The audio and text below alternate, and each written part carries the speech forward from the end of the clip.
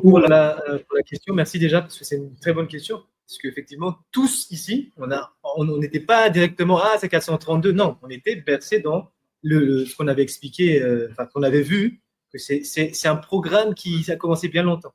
Donc, comment on fait? C'est comme demander à quelqu'un d'arrêter de fumer. C'est une addiction.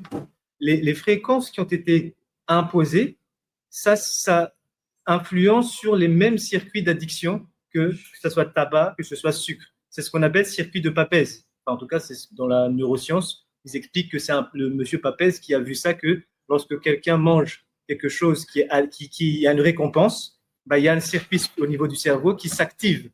Et plus tu réponds à ta demande, plus il le renforce. Donc, c'est un spiral, comme tu as dit. C'est exactement les mêmes processus au niveau de la neurologie qui se passe avec la musique.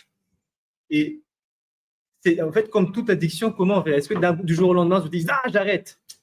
C'est pas sage. On est dans le carrefour des sagesses quand même. C'est-à-dire qu'on sait que tu vas revenir, tu vas faire pire que pendant le moment où tu as fait l'abstraction. Donc l'idée, c'est toujours progression. Tu fais petit à petit. Déjà, être juste conscient que je suis addict, ça fait, allez, je veux dire 30% ou même 40% du taf, du travail.